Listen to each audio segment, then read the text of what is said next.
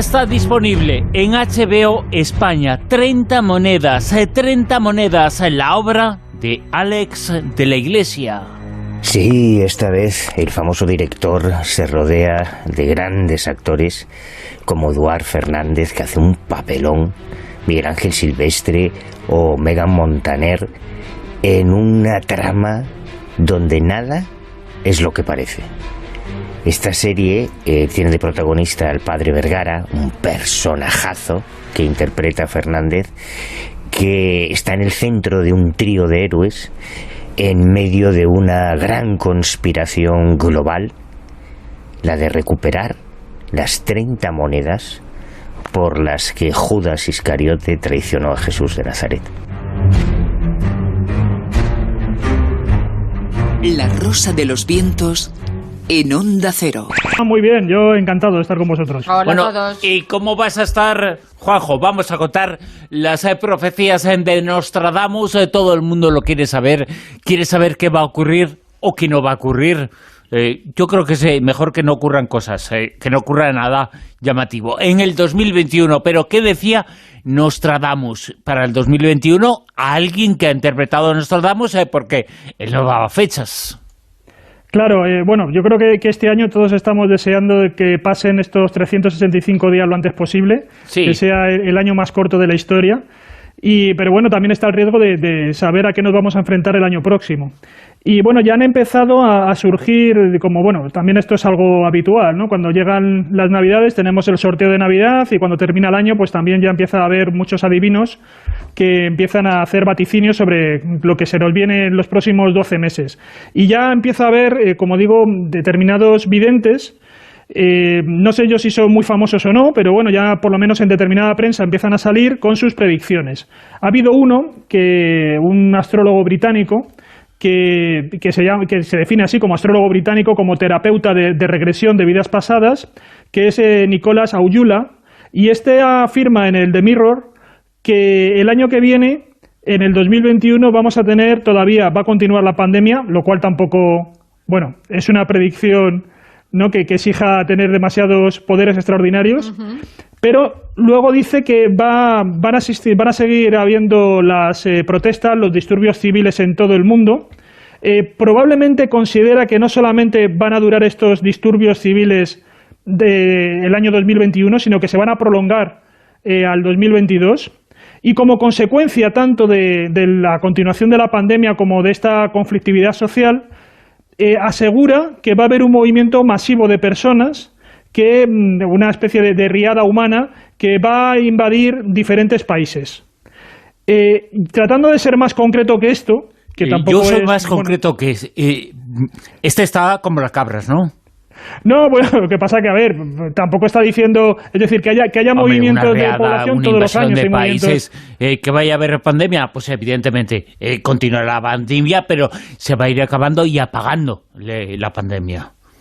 Sí, claro. Bueno, además que claro, también un poco por experiencia de las pandemias pasadas, ¿no? Pero bueno, claro. El tema está en que, digo, él ahora ahora es como un poco más concreto este vidente británico, Aujula, y él dice que ha tenido un par de visiones bastante horribles, bastante inquietantes. Asegura que ha visto un líder mundial masculino asesinado, pero desgraciadamente cuando tuvo la visión no pudo ver quién era. Vaya, por Dios. Es un vidente, pero un tanto tuerto, ¿no? Todavía no tiene la visión completa. Y luego también dice que ha visto ha tenido una visión de una especie de cumbre mundial, también de líderes, de políticos, plagada de escándalos sexuales y que veía también en el horizonte que aumentaba la política de extrema derecha, especialmente en el sur de Europa, Oriente Medio y África. Que bueno, para decir esto tampoco creo yo que haya que tener... Vaya novedad, ha dicho, ha descubierto el mundo. Y para claro, eso es que yo creo que es un poco... ser vidente es un poco adivino Rufino, ¿eh? Vigeta. Y luego también dice que le han llegado, también por un canal extraordinario, las palabras gripe porcina y que ha visto imágenes de pánico masivo. Finalmente, Qué esperanzador, ¿eh? No, bueno, luego ya, para que veáis que también los ricos también lloran, ha hecho algunas predicciones de celebrities y dice, por ejemplo, que Tom Cruise va a tener un problema de corazón, Pero, fijaros, cómo se cura en salud. Sobrevive, ¿no? No, pero fijaros, es que dice, pero que no puede decir si es un romance o un ataque al corazón. Mira, iba a decir una barbaridad, ¿eh? Listo, Así que, oye, yo me voy a meter adivino. Pero bueno, va a asegurar, yo creo que va a asegurar. Y luego, bueno, también comenta, también en otro ejercicio de riesgo predictivo, dice que Natalie Portman y Kim Kardashian van a tener también problemas románticos. Vaya. Bueno, la Kardashian los tiene conmigo, ¿no? Por separado. No lo sé, Josep. A tanto, creo que él tampoco lo sabe porque no lo ha visto tampoco. Ya. Pero ¿y no tiene esto que ver con Nostradamus? Esto es la interpretación que él hace, ¿no? Sí, luego ya hay también prensa que ya ha empezado a recoger, por ejemplo, el Heraldo de México. Este año va a ser tremendo, ¿eh? A mí me gustan las interpretaciones que hacen sobre las estas de Nostradamus porque son muy elocuaces, las cuartetas. Sí, lo que pasa que como digo ahora, yo lo que he estado viendo es que hay determinada prensa generalista que ya está empezando a recopilar las predicciones, porque como digo, yo creo que hay más ansiedad que otros años por saber qué nos depara el futuro el año próximo, ¿no? Por pensar que el 31 de diciembre pues hay como una ruptura con todo lo que hemos sufrido este año y ingresamos en un tiempo nuevo, ¿no? Claro. Bueno, pues el Heraldo de México ha empezado a recoger también supuestas interpretaciones que ya están circulando por internet de las cuartetas de Nostradamus, pero tampoco aparecen los párrafos. Exactamente, de dónde saca. Entonces, ellos llegan a la conclusión de que va a haber grandes inundaciones en Europa, va a haber un colapso económico mundial, una guerra importante y muchos avances en la tecnología. Jolín, qué luminosos están, ¿eh? Es un panorama. Bueno, pero a ver, tampoco, yo creo que para consuelo, yo lo que recomiendo es que cualquiera. Hay un vídeo en internet que es muy ilustrativo, que además hace que uno recupere la confianza, y es mirar la rueda de predicciones que hicieron en el Magic Internacional el año pasado, en 2019. Y que miren un poco, cualquiera lo puede ver, está en YouTube, son como 2 horas más o menos, y que miren las predicciones que se hicieron allí, supuestamente los mejores adivinos, no sé si de la zona, y al final, bueno, vais a ver que no acertaron ni una. Por ejemplo, yo recuerdo uno que salió leyendo la bola de cristal diciendo que la Liga no le iba a ganar ni el Barcelona ni el Madrid y que la final de la Copa de Europa le van a jugar el Barça y el Madrid. Así que yo creo que podemos estar tranquilos. Yo creo que de esta historia de Nostradamus, sí es verdad que ha habido un experimento que ha recogido la revista Forbes, que es aplicar la inteligencia artificial a las cuartetas de Nostradamus. Y esto sí me pareció interesante. Y en esa línea sí predicen para el año 2021 lo de la guerra que tú decías. Había una predicción de zombies en el mundo. Ojo, de zombies. No sé cómo sacan esa si zombies historia. ya somos, con las mascarillas somos zombies. También tienes razón, ¿no? Y había otro que era así, que habrá, en la ciudad de Dios habrá un gran trueno. ¿Y cuál es la ciudad de Dios? Pues no sé. Un gran trueno, pues una tormenta, ¿no? Roma, una tormenta muy fuerte. Porque está ahí el Papa y es el enviado de Dios en la tierra, pero claro, esto incluso con inteligencia artificial sigue quedando como en el aire, muy abierto a la interpretación. Claro, y la guerra, que haya una guerra es muy factible, ¿no? Ahora, saber qué tipo de guerra, si pequeña, grande y en qué país, porque dices, habrá una guerra, si pues tenemos imagínate. que hacer caso a nuestros políticos, ya estamos en guerra contra un virus, ¿no? Claro.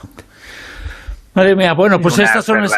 Sí, Manuel. Mira, para mí Nostradamus perdió toda la credibilidad en 1999 porque los intérpretes.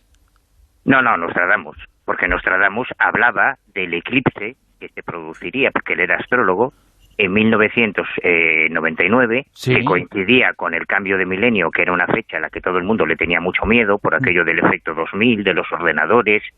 Ese eclipse fue real, a mí me pilló en Jordania, y te puedo asegurar que la gente estaba acongojada, porque hasta que pasó el eclipse y no pasó nada, pues no nos quedamos tranquilos, ¿no? Pero yo todos los años tengo una costumbre que es recoger en diciembre y en enero todas estas premoniciones que se publican en todas las revistas y en todos los periódicos. Es una rutina habitual, se habla con los videntes más conocidos para que pronostiquen lo que va a ocurrir el año siguiente.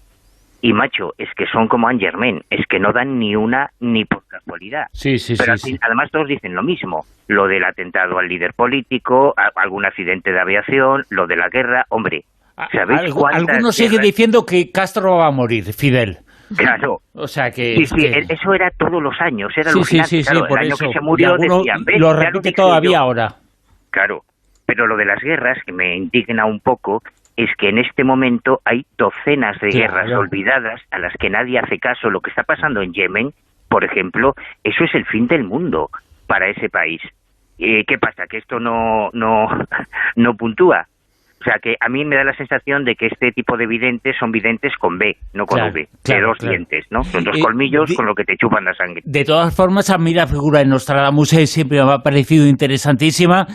Toda su vida, su trayectoria, su faceta como astrólogo, como Rosacruz, como otras cosas de Nostradamus me parecen muy interesantes, pero ojo, que nadie se equivoque. Nostradamus, en sus casi 1000 cuartetas, solamente una vez dijo una fecha, 1999, efectivamente, atribuyéndola a un eclipse, pero no hacía ninguna profecía, no decía que iba a venir el fin del mundo, no dijo nada de todo eso. Son las interpretaciones en las que han dicho que se iba a venir abajo el mundo, todos los años. Sí, porque lo bueno que tiene Nostradamus, como todos, como el Apocalipsis de San Juan o tantas otras, es que como no te dan nada concreto, pues tú puedes interpretar lo que te dé la gana. Pero yo la reflexión que hago, fijaros que con toda la verborrea y toda la palabrería y toda la literatura que hay sobre la premonición, sobre las precogniciones, qué bonito habría sido que cualquier fuente, me da igual, que fuese un vidente, que fuese el proyecto La Fuente, que fuese la Society for Psychical Research, hubiese recogido alguna profecía para 2020 en la que se dijese la palabra COVID. Exacto. O se hablase una de mascarillas, que es más sencillo y sin embargo ni los humitas, ni los contactados, ni los mediums espiritistas, es que ni Dios, o sea, estamos ni Dios dijo nada parecido, ni nada que se pudiera interpretar como claro, y estamos hablando de un acontecimiento por primera vez en la historia mundial que nos ha angustiado a toda la humanidad, que nos afecta a todo el planeta Tierra. ¿Cómo es posible que ni un vidente, ni un contactado, ni un medium hubiese hablado de gente con mascarilla, hubiese hablado de confinamiento, de algo que podamos interpretar? Pues nada, ni de lejos. Oye, Manuel, ¿qué hacías el otro día en Utah, en Estados Unidos? ¿En Utah? Sí, es que apareció un Manolito allí. Un Manolito, perdón. ¿Qué ha aparecido, Josep? Efectivamente. Bueno, este es un misterio de 9 días. Está la película 9 semanas y media y está el monolito o el Manolito de 9 días y medio. Porque el pasado 18 de noviembre, mientras unos funcionarios estatales de la protección de la vida silvestre de Utah, concretamente de un parque nacional que se llama Canyonslands, se vieron sorprendidos por un inusual resplandor que procedía del suelo. Ellos estaban examinando o buscando cimarrones, que son como unos carneros, bueno, no como, son carneros de ese desierto en Estados Unidos.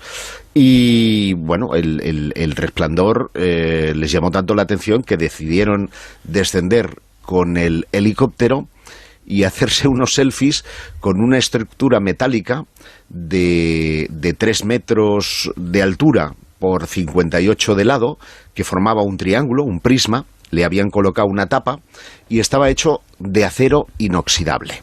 Es decir, por mucho que después hiciera un cachondeo con el asunto de los extraterrestres, porque los mismos funcionarios sugirieron, ¿no?, que era un delito colocar un monolito de estas características en cualquier sitio, pero más en una zona protegida por muy de otro planeta que se sea, aquello levantó la tapa de las especulaciones. Y en apenas 48 horas, pues los buscadores ya habían encontrado el lugar a través de las fotografías de Google Earth y ya habían fotografías circulando por Internet y concretamente por Instagram, ¿no?, de los selfies de los primeros buscadores que habían dado con este monolito, por llamarlo de otra manera, porque un monolito es de piedra y esto era una obra conceptual que en cierta manera recordaba a esa gran a lo de Kubrick, película, ¿no? A 2001, Odisea del Espacio, de Stanley Kubrick, a esa escena en la que los primates, los monos, están botando alrededor de esa estructura que parece representar una inteligencia o la llegada de la inteligencia, ¿no? Pero lo curioso es que esa es una zona muy abrupta, es prácticamente un paisaje marciano, muy alejado de la primera de las carreteras, que es la 132, que pasa por allí, y claro, habían 3 W en inglés, 3 preguntas, que son quién, cómo y por qué, que estaban absolutamente por resolver. El quién se hablaba, se especulaba con un artista que se llama John McCracken. A pesar de su nombre criptozoológico, este señor ya está muerto. Sí, Kraken, ¿no? Por eso digo de criptozoológico. Ya. Este artista, que además tiene muchas obras con un enorme parecido, siempre se ha inspirado, porque él era creyente en el tema de los extraterrestres. Él consideraba que no estábamos solos en el universo, que la Tierra había sido visitada por alienígenas en un remoto pasado, y que además eran buenos, no eran malévolos. El propio hijo, que se llama Patrick McCracken, según una entrevista que hoy mismo ha publicado The New York Times, porque esto se ha desbocado, se ha hecho TT mundial, todo el mundo buscando el monolito, y en una entrevista que le hacían ahora mismo, en este instante, el TT más importante de todo el mundo, en este instante, en todo el mundo, es la desaparición de ese monolito. Ahora mismo, en este instante, es que ha sido importantísima esta noticia, seguramente por lo extraña y lo llamativa que es. Claro, porque, insisto, el quién es esto, pero el cómo, salvo que hubieran utilizado un burro o un caballo, no es una zona a la que uno pueda llegar con el coche, quitar el monolito y colocarlo allí. No, estamos hablando de arrastrar, pues hoy hablaba con un entendido en cuestiones constructivas y de materiales, y me decía que eso tranquilamente se podía ir a los 300 o 400 kilos. No es una cosa pequeña, a pesar de que sea hueca. Son 3 láminas de acero inoxidable de 3 metros por 58 centímetros, ¿no? Y claro, no habían huellas de vehículos, de pasos. Fueron los pilotos los primeros en llegar. Lo que ocurre es que este viernes pasado, el día 27, mientras los fans ya iban camino del lugar, sí vieron una furgoneta alejarse, y ya el monolito había desaparecido. En su lugar habían puesto un insulto bastante feo, escrito en el suelo, en la arena, y habían dejado una especie de montoncito de piedras en el lugar donde estaba el monolito, y habían dejado tan solo la tapa. Ahí se ha quedado esa historia misteriosa que, insisto, podría adjudicarse a McCracken, a pesar de que el propio hijo dice que no. Él sí que recuerda que en mayo de 2002, cuando vivían en una ciudad que se llama Medanales, en Nuevo México, estaban mirando las estrellas, recuerda, y le dijo que le gustaría dejar su obra de arte en lugares remotos para que fueran descubiertos más tarde, ¿no? Y eso él sí lo recuerda. Lo que ocurre es que nadie puede asegurar si el hombre llevó a cabo esa idea o no. Han aparecido, ya os lo digo porque me acaba de llegar un vídeo hace escasos minutos, otros monolitos parecidos, en este caso ya con verde, no sé la localización, pero ya hay otros manolitos diseminándose por el mundo. Oye, ¿y crees, Josep, que puede ser algún tipo de campaña de publicidad, de algo que nos quieren vender, porque se ha dado a conocer mucho ese tema en todo el mundo? Sí, es extraño que después del revuelo impacto internacional que esto haya tenido, no haya salido ninguna marca publicitaria a decir que esto era así. Es más, si es una campaña publicitaria, no tiene sentido que este objeto fuera depositado en ese lugar entre el agosto de 2015 y octubre de 2016. Y se saben las fechas porque a través de Google Earth, que es como se ha localizado el lugar, se ve la sombra de ese monolito. Y en la de agosto de 2015 no estaba, y sin embargo en octubre de 16 está. O sea, que igual se queda en una gamberrada, ¿no? Que haya desaparecido. 4 años. Claro. No, tampoco una gamberrada, es decir, puede ser arte conceptual. Lo que ocurre es que nadie va a asumir la autoría habida cuenta de que es un delito federal y que te pueden, no sé si en este caso ir a la cárcel, pero desde luego pegarte una multa que no olvidarías jamás. Las noticias en Onda Cero, casi las 2 de la madrugada, escuchamos en la actualidad y después continuamos en La Rosa de los Vientos. Estamos hasta las 4.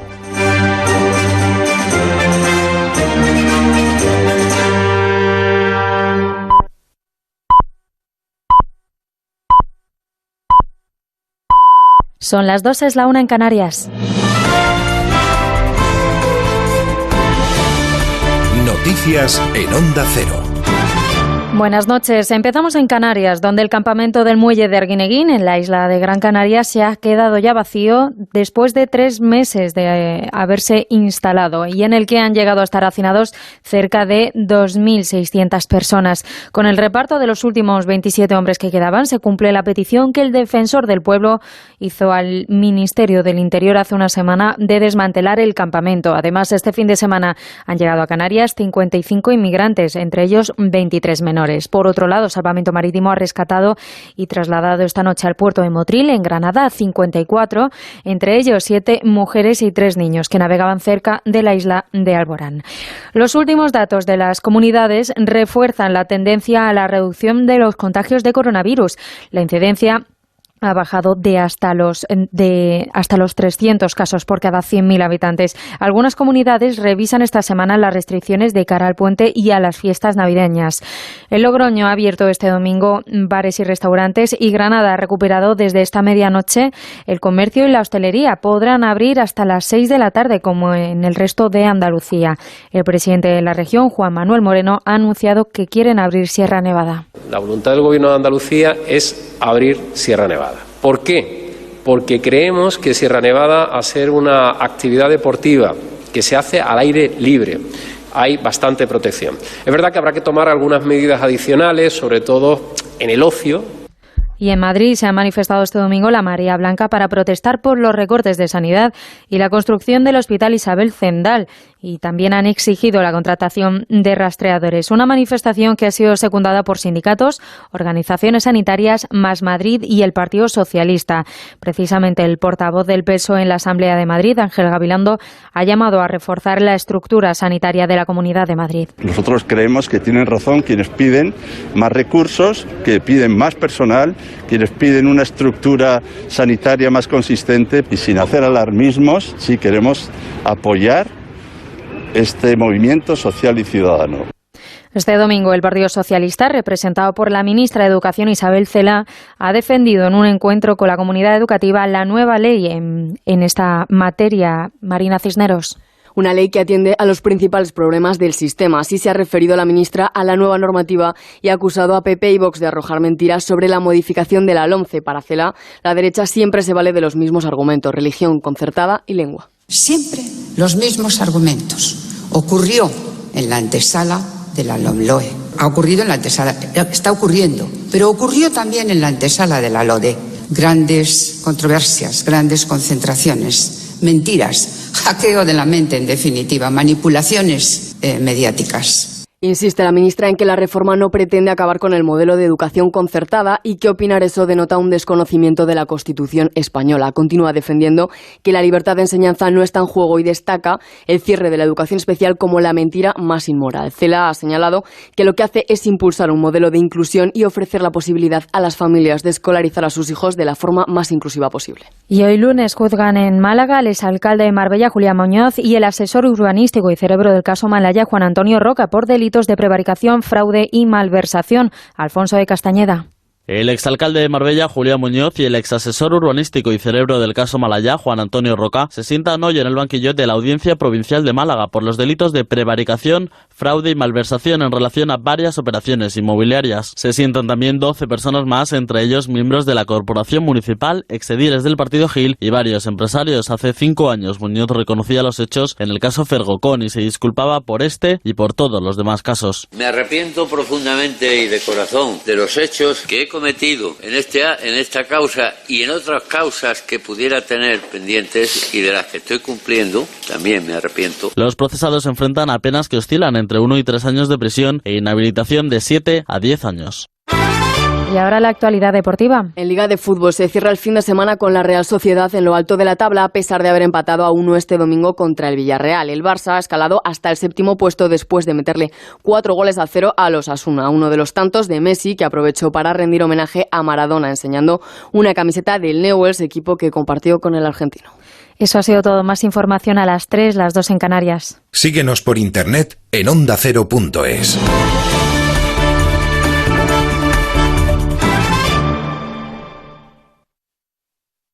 Onda Cero, 30 años compartiendo emociones. Quiero dar las gracias a todas las trabajadoras que están allí, que hacen mucho por los abuelitos y se desvían por ellos. Qué testimonio, Sina, me deja el corazón encogido. Pobres niños. Estoy llorando al oír esto, qué pena que no nos demos cuenta. Cuando os escucho, pienso que el mundo puede cambiar a mejor. 30 años haciendo radio contigo y para ti. Me despierto con Alsina. A media tarde me tomo el café con Julia. Un poquito más tarde tomando una cervecita con Juanra, por supuesto. A veces me tomo una copa con José Ramón, incluso con el Sala. Gracias por estar al otro lado de la radio. Gracias por estar ahí, por hacernos la vida más agradable, por informarnos. No sabéis la compañía que me hacéis. Onda Cero, 30 años juntos. Te mereces esta radio. Onda Cero, tu radio.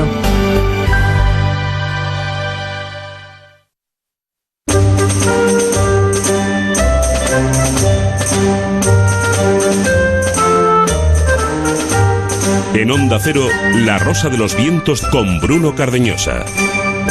Continuamos en La Rosa de los Vientos, continuamos en la tertulia. Ya sabéis, nuestra etiqueta es Almohadilla Rosavientos, Almohadilla Rosavientos. Mucho impacto, mucha información y muchas cosas habéis dicho de una de las noticias sobre las profecías de Nostradamus para este año 2021. Ha tenido mucho impacto esta información que hemos comentado en la tertulia. Nos dice Iván Martínez, a propósito de lo que decíamos, en un tono lo hemos hecho así un poco jocoso, que menudo vidente, nos dice Iván, menudo vidente. Le hace falta decir algo sobre las actualizaciones del Windows 10. Y nos dice también Rosa Alonso, nos dice gripe porcina y pánico masivo, que es lo que aparecía en esa profecía. Y Manuel Ortega nos dice y nos señala: buenas noches, el futuro será lo que el presente siembre.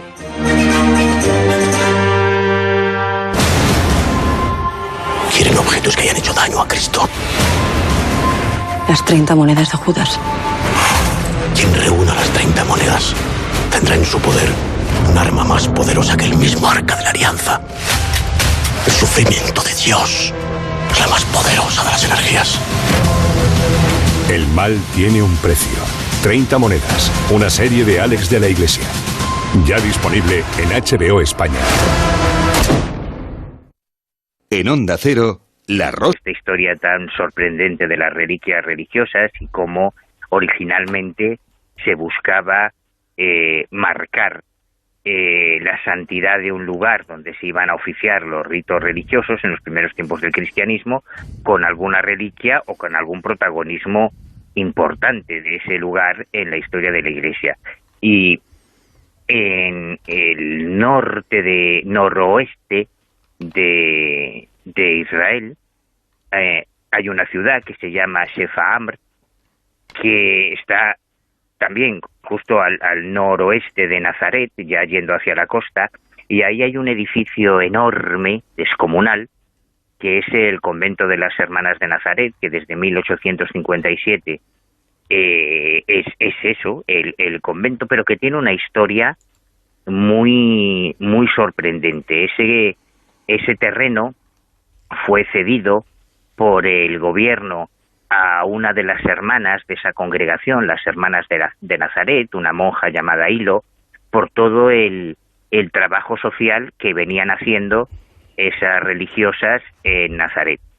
Y ya en 1860 se construyó una escuela en la zona del convento, se fue ampliando, pero el origen histórico de ese lugar de culto está ya en el siglo I, porque en el siglo I ahí existía una cueva que todavía se conserva bajo ese convento, una cueva enorme de 2 pisos, una cueva natural que fue habilitada como residencia y que desde el año 380 aproximadamente se señalaba ya como la casa donde Jesús de Nazaret pasó su infancia, donde creció Jesús, a pesar de que no hay prácticamente información, salvo una anécdota de Jesús niño que llega al templo y corrige a los teólogos de la época.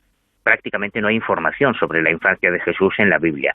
Pero, como digo, esa cueva habilitada, ya desde el año 380, se consideraba la casa en la que había crecido Jesús. En el siglo IV se construyó una iglesia antigua, precisamente sobre esa cueva original, que además, según la tradición, habría sido la vivienda habilitada por un tectón, que es como se referían en los evangelios griegos tanto a un carpintero como a alguien que hacía labores de albañil o que se dedicaba a la construcción, o sea que la habría habilitado él.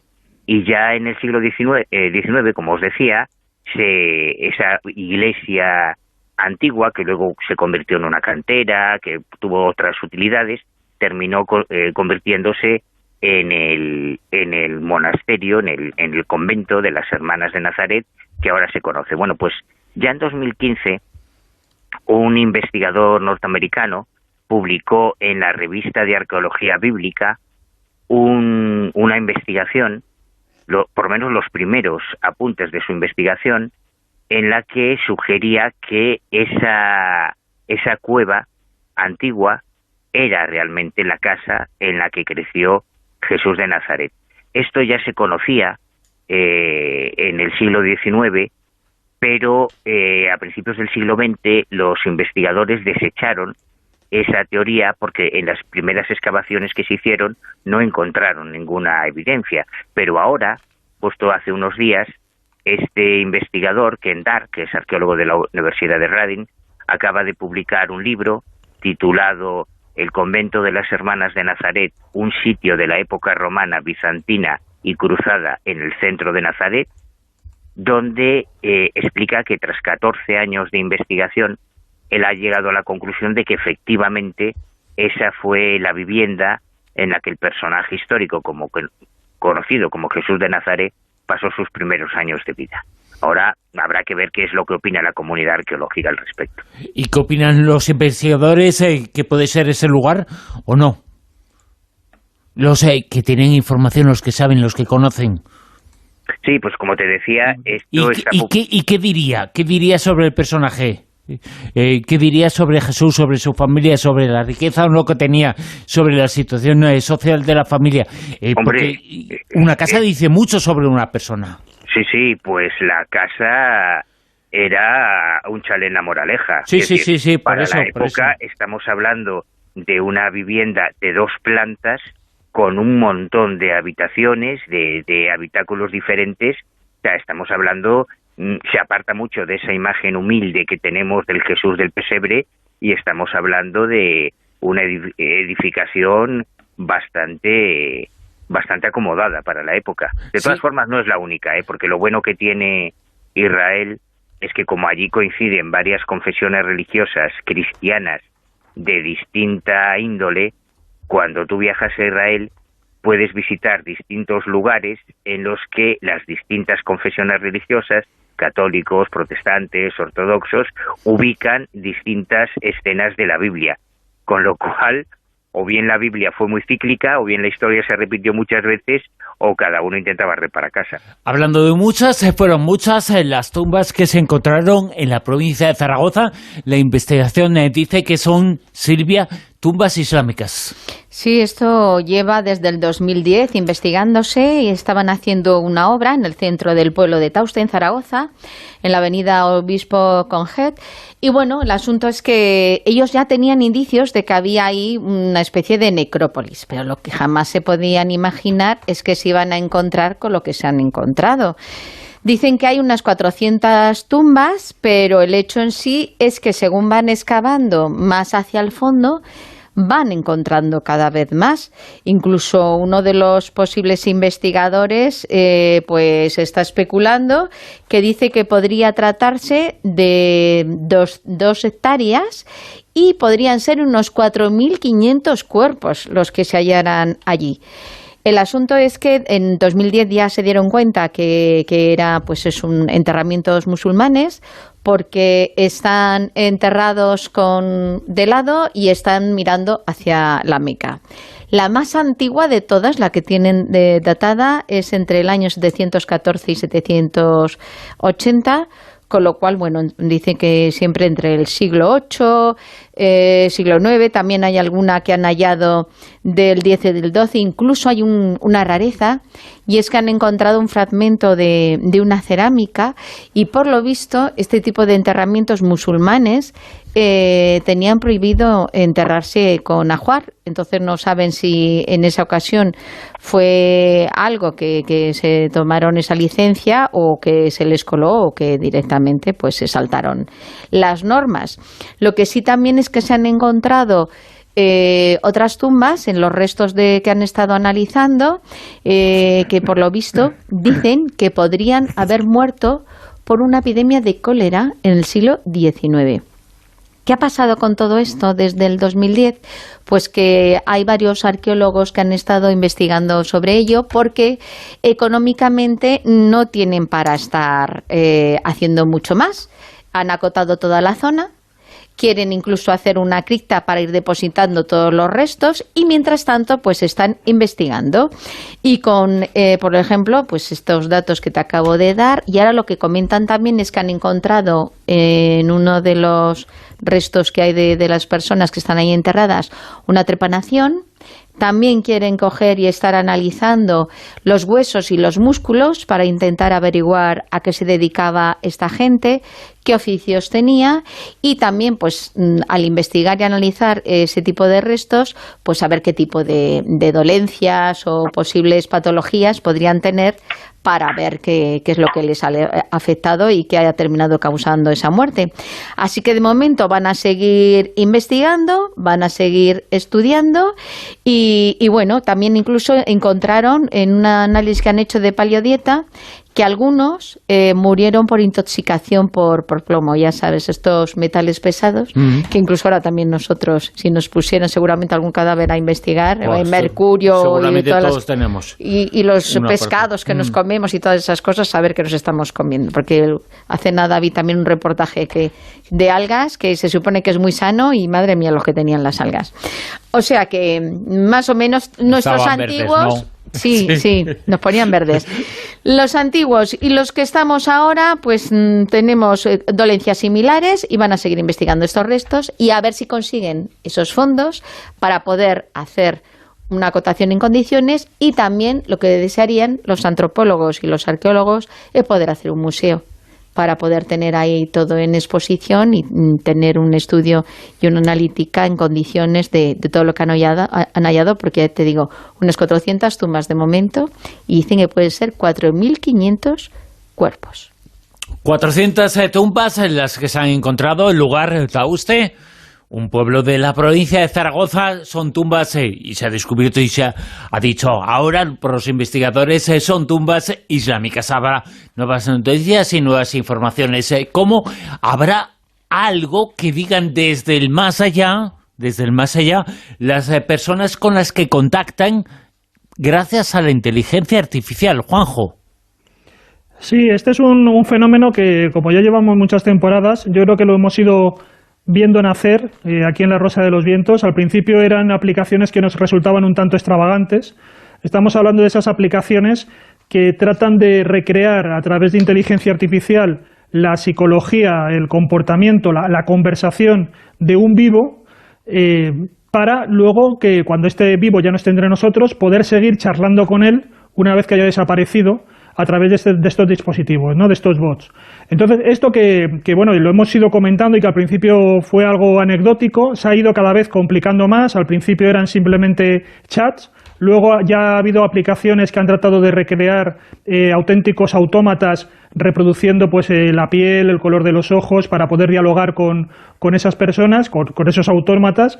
Y luego ya estuvimos también comentando aquí en su día la aplicación, este documental coreano, donde una madre se sumergía en una realidad virtual y se ponía en contacto con su hija también desaparecida. Recuerdo las imágenes, el vídeo, lo comentamos aquí, era una imagen espectacular, no sé, llamaba muchísimo la atención que la mujer esa estaba viendo a su niña, pero viéndola tal cual. Y es una cosa que iniciaba una serie de debates éticos, filosóficos sobre lo que estaba pasando, pero lo que estaba pasando era indiscutible. Estaba viendo a la niña, pues hecha a revivir mediante inteligencia artificial, mediante técnicas informáticas, pero lo cierto es que la estaba viendo a ella. Claro, es que realmente lo que estamos haciendo es, en principio, hablar con nuestros muertos. Por lo menos estamos hablando con una copia, claro, con una clonación a través de informática de esos difuntos. Y la idea es generar que esa aplicación informática sea capaz de generar la sensación en los vivos de que realmente estamos hablando con ese ser querido que ha desaparecido. Bueno, pues esto, como digo, que lo hemos ido viendo nacer aquí poco a poco, ahora ya parece que se ha consolidado y que el mundo académico lo está empezando a utilizar, lo está empezando a incorporar, y justo lo que tú decías, ¿no? Se está tratando de valorar realmente si esto es idóneo para gestionar un duelo o no, o puede ser algo bastante problemático. Y luego también se le están dando otros usos que, bueno, ahora os comentaré. Hay un artículo que han publicado una pareja de psicólogos, Belén Jiménez Alonso, que es profesora de la Universitat Oberta de Cataluña, y Ignacio Bresco de Luna, que es de la Aalborg University. Y estos dos autores repasan justamente esto, los pros y los contras de estos robots de duelo. Y bueno, lo que comentan es que efectivamente muchos de estos robots, yo recuerdo cuando los estuvimos aquí comentando, los propios creadores lo que hacían era que se les ocurrió la idea de generar estas aplicaciones a partir de una pérdida de un ser querido personal.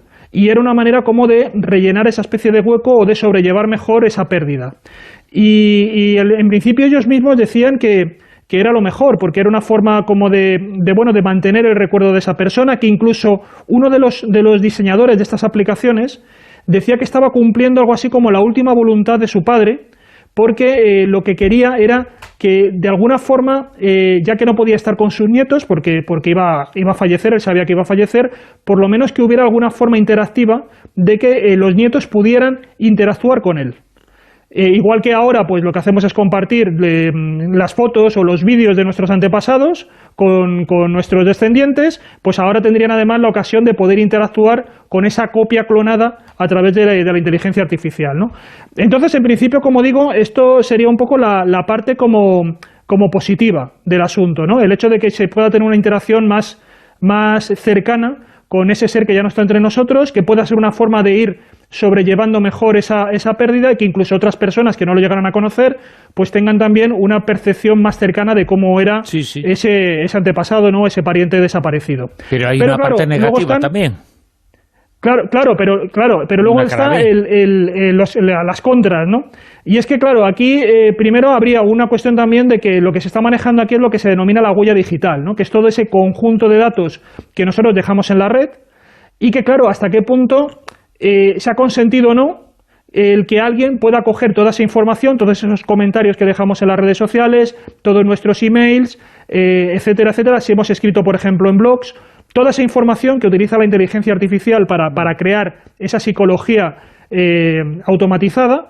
Si eso no hemos expresado nuestro consentimiento, pues claro, hasta qué punto se puede utilizar o no. Pero luego también está, claro, la cuestión de cómo puede impactar, ¿no? Esto yo ya también lo escribí hace tiempo en una revista cuando hice un recorrido de todas estas aplicaciones, y era lo que se denomina la pérdida ambigua, ¿no? Hasta qué punto también tenemos sensación de que esa persona se ha ido, o por el contrario la seguimos manteniendo en nuestras vidas más de lo debido y nunca llegamos a desconectar. Entonces, hasta ese punto también estamos un poco esclavizándonos o subordinándonos a esa aplicación, que desde luego ya no es él, y además también hay un añadido, y es que esta aplicación con el paso del tiempo va aprendiendo, y claro, ya no tiene nada que ver con esa persona original de donde se extrajo la información, sino que aprende a partir de las interacciones que tenemos con ella. Entonces, ya puede surgir de ahí un pariente, un ser querido, que justamente vaya desarrollando una faceta que no sea para nada aquella que nos gustaba cuando estaba vivo. Y entonces justamente lo que hacemos es pervertir un poco o traicionar el recuerdo que teníamos de esa persona. Pero no entonces, como digo, traicionamos lo que era esa persona, o sí, pero lo que traicionamos y estamos haciendo algo de esa persona, pero sobre lo que creemos de esa persona, o sobre la cara que nos daba, la cara que nos gustaba, pero igual no era la auténtica cara. No, es que además tampoco hasta qué punto realmente estas aplicaciones son fieles a la hora de reconstruir una supuesta psicología de un ser humano, ¿no? Y luego además también depende mucho esta inteligencia artificial de dónde recoja la muestra de datos, porque si es por ejemplo una muestra de datos pública, pues seguramente nosotros en público no nos expresamos igual que nos expresamos en la intimidad con nuestros seres queridos. Entonces seguramente, y además nosotros también adoptamos diferentes roles en función de con quién estamos. Entonces, lo que puede ocurrir aquí es que esta psicología creada por inteligencia artificial, como digo, no sea demasiado fiel al original y nos confunda, porque justamente desarrolle facetas de esa persona que no correspondan con la realidad y, como digo, ahí nos líen bastante emocionalmente, ¿no? Nos compliquen bastante la situación y, lejos de sobrellevar mejor el duelo, como digo, supongan una dificultad bastante añadida, ¿no?, a este asunto. Pues por lo tanto, sí. No, simplemente estos dos autores lo que dicen es que como en principio parece que esas aplicaciones han venido ya para quedarse, pues ellos sobre todo apelan a que se haga una llamada de atención, se abra un debate ético precisamente de esto, de cómo se pueden integrar en determinados también terapias que se utilizan para gestionar el duelo, en fin, una llamada un poco a los profesionales para que empiecen a integrar estos instrumentos y se vea, pues eso, qué problemas éticos pueden conllevar y cómo puede ser un recurso adecuado para el tratamiento psicológico, ¿no?, de determinados problemas. Pues ya saben nuestros oyentes, si quieren opinar sobre este asunto, un asunto indiscutiblemente de largo recorrido, de mucha opinión, se puede opinar mucho, a favor, en contra, matices, se pueden hacer infinitos. Almohadilla Rosavientos, los queremos escuchar, los queremos leer con Almohadilla Rosavientos. Josep Guijarro, hace unos años, se han registrado en varias ocasiones señales de radio extrañas procedentes del cosmos. La más extraña de todas ellas es una señal que es conocida como la señal WOW. Esa señal se captó, fue extraña, y cuando se imprimió el papel en donde aparecían los dígitos en los que se convertía lo que se había recibido, el astrónomo que estaba allí, que estaba en ese observatorio, escribió sobre el papel "wow", como si fuera algo extraño. Bueno, pues esa señal extraña vuelve a ser noticia. Y es noticia porque un español, un vigués, es que gallego tenía que ser, ha encontrado el lugar de procedencia de esa señal. Recordemos, 15 de agosto de 1977, Jerry Headman, que era quien estaba esa noche en el radio observatorio de la Universidad Estatal de Ohio, el Big Ear, que ahora, por cierto, es un campo de golf, escucha una señal fuerte e intermitente que dura 72 segundos. Y efectivamente, como decía Bruno, escribe en un lateral "wow" y hace un círculo en torno a los dígitos del lugar de procedencia, las coordenadas de procedencia de esa señal. Era una señal muy potente que nunca más se ha vuelto a escuchar, ni jamás se ha observado nada parecido en ninguna otra parte del cielo. Y fue una obsesión para John Krause, por ejemplo, que era el director del observatorio en aquella época, buscar de una forma incesante qué estrellas podían ser la fuente de la misteriosa señal. Pero no encontró ninguna. Y como os decía, en 2017, un astrónomo de nombre Antonio Paris sugirió que esa señal podía haber sido provocada por el paso de un asteroide que a la sazón se encontraba viajando por el sistema solar, y proporcionó dos candidatos, el 266P y el P2008Y2, que al parecer traían consigo una enorme nube de hidrógeno. El hidrógeno es la frecuencia en la que exploran los radiotelescopios y podrían haber sido los causantes de la señal. Pero, como digo, esta teoría, que después él pilló un crowdfunding para observar en enero del 2017, fue, sí, 2017, pues efectivamente él dijo que aquello se correspondía, pero los científicos refutaron su tesis. Y ahora un investigador español, un astrónomo amateur que se llama Alberto Caballero, pues ha localizado exactamente el lugar del que procedió la señal WOW. Y es un sol que es parecido al nuestro, habla incluso de gemelo, que estaría situado en la constelación de Sagitario. Perdón, en un artículo que ha publicado hace muy poquito y que ya está dando la vuelta al mundo en el repositorio de Arxiv, que es de la Universidad de Cornell, este astrónomo español cuenta que buscó estrellas parecidas al Sol entre las miles que había identificado Gaia en la región de cielo en la que procedía esta misteriosa señal. A ver, ¿qué es esto de Gaia? No es la Tierra, no es el espíritu de la Tierra. Es una sonda espacial de la Agencia Espacial Europea que fue lanzada en 2013 y que desde entonces ha catalogado aproximadamente unos 1.000 millones de estrellas.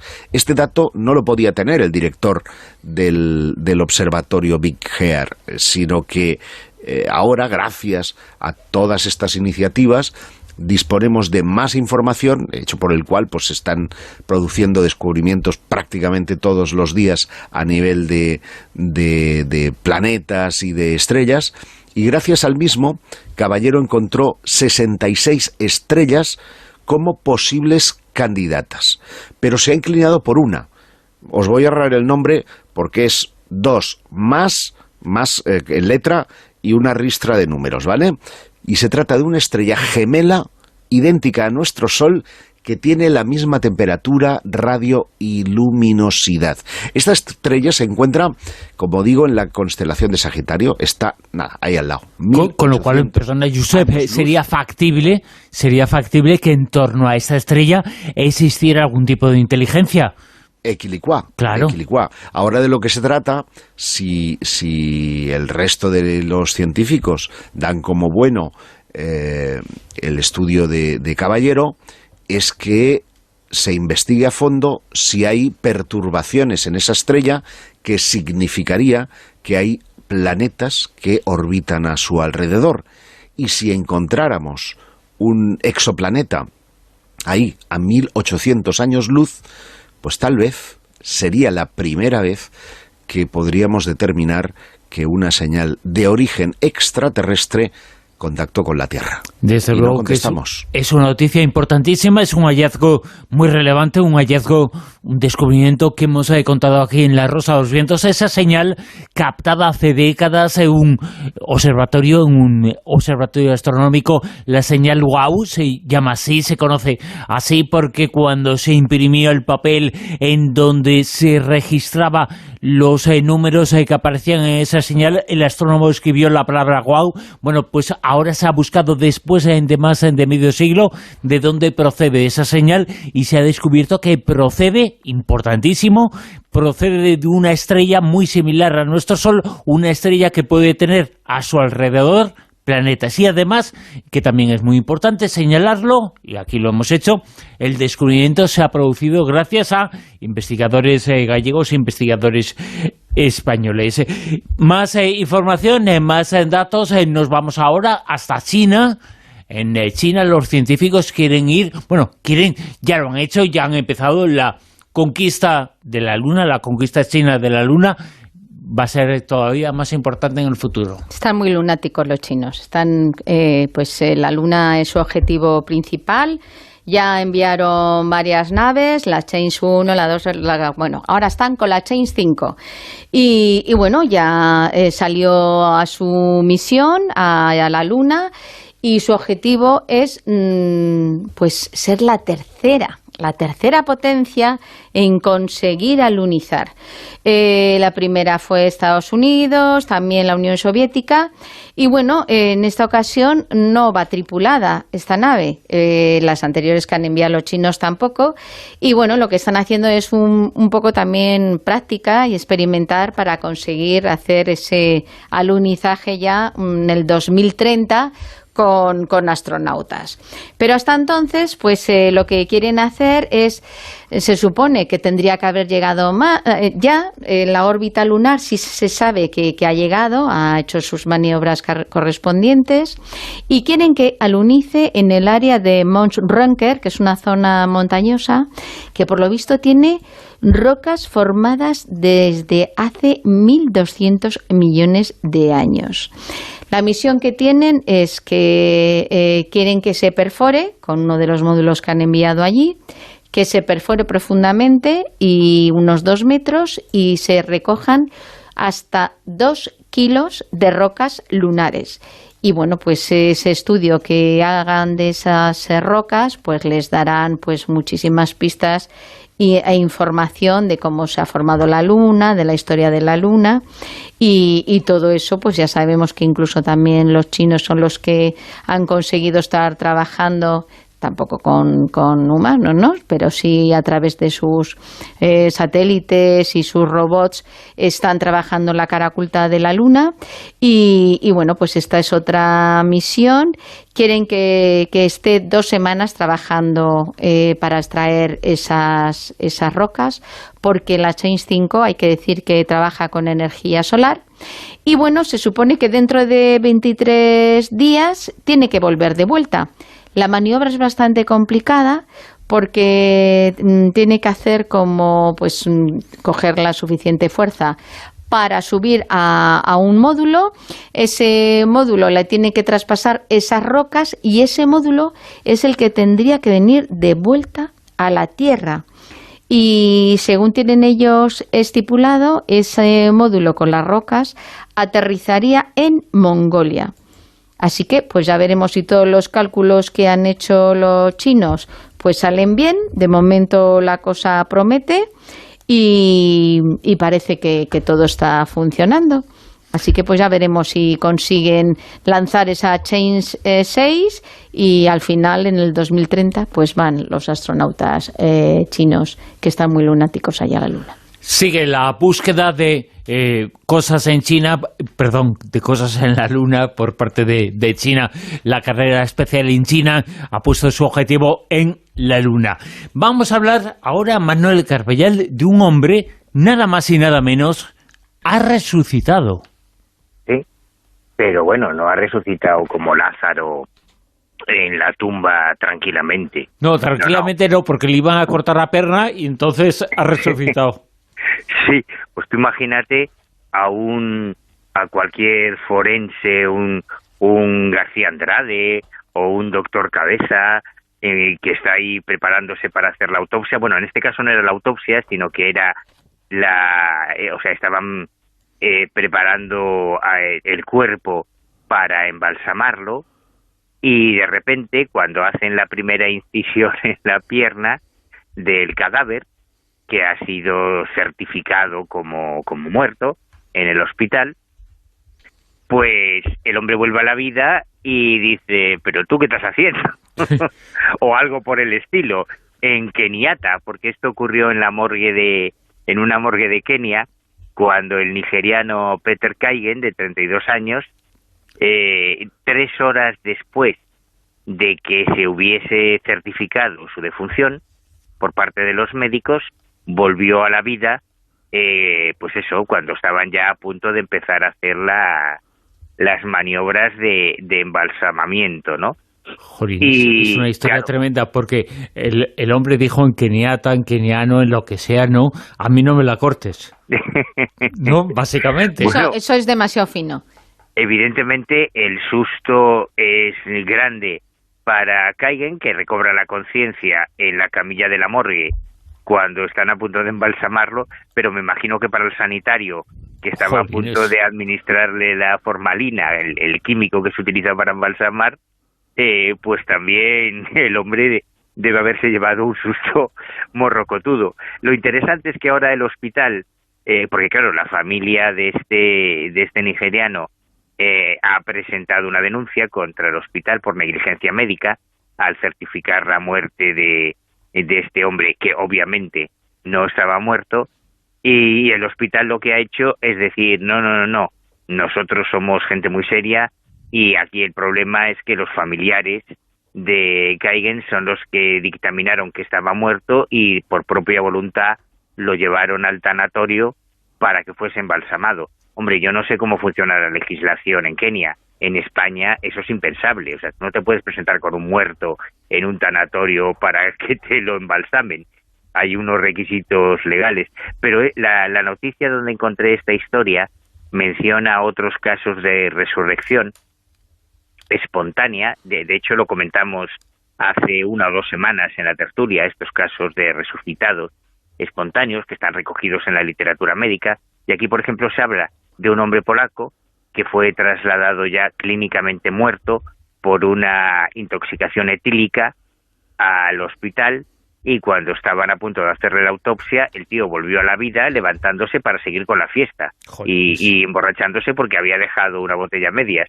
Pero mencionan otro caso un poco más dramático de una mujer rusa de 62 años a la que declararon muerta, certificaron su defunción por error y terminó falleciendo realmente horas después al congelarse de frío en la nevera de la morgue.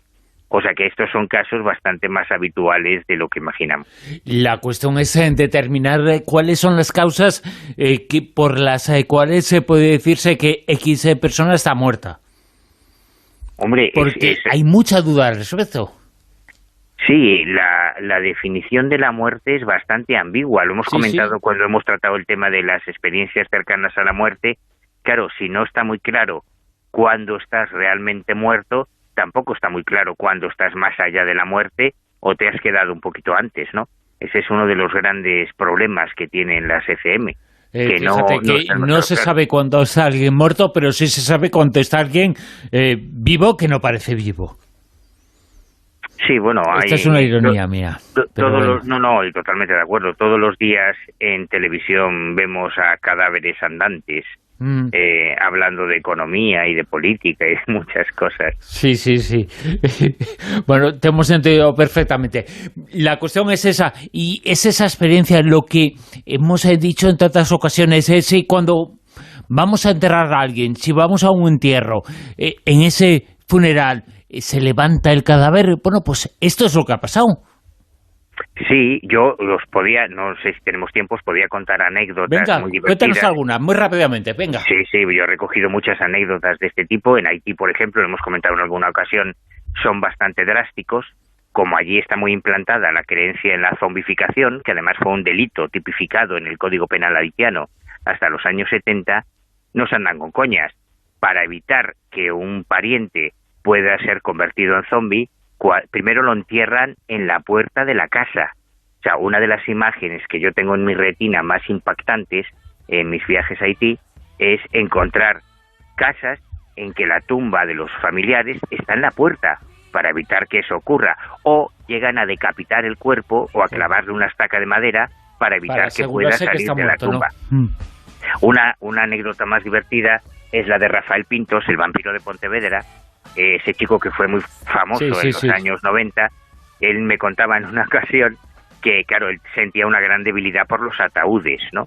Entonces, en una ocasión, paseando por Pollo, en Pontevedra, cerca de una funeraria, vio un ataúd precioso y se metió dentro, con tan mala suerte que se cerró la tapa y se quedó dentro sin poder salir. Era un ataúd que se iba a entregar en una familia que estaba en el velatorio del cadáver, y cuando llega a la funeraria con el ataúd, abren el ataúd y sale el vampiro de Pontevedra. Claro, lo corrieron a gorrazos hasta Pollo de nuevo. Desde luego, levantarse de la tumba, que es lo que pasó en este caso. Bueno, y lo que ha pasado en el caso que hemos comentado era de una sala de autopsias, una sala médica, le iban a cortar, le iban a cerrar la pierna y este hombre resucitó. En ese momento resucitó, entre comillas, desde luego no estaba fallecido, no estaba muerto, pero tenía un hálito de vida y ese hálito de vida gritó más, se despertó más cuando se iba a producir esa amputación de la pierna. La tertulia Zona Cero con muchas informaciones, muchas noticias como las que nos ha contado Manuel Carballal. Gracias, Manuel. Muchas gracias. Juanjo Sánchez Oro, gracias. Muchas gracias a vosotros. Josep Guijarro, gracias. Un placer. Cuidado con los manolitos, chicos. Y ahora la primera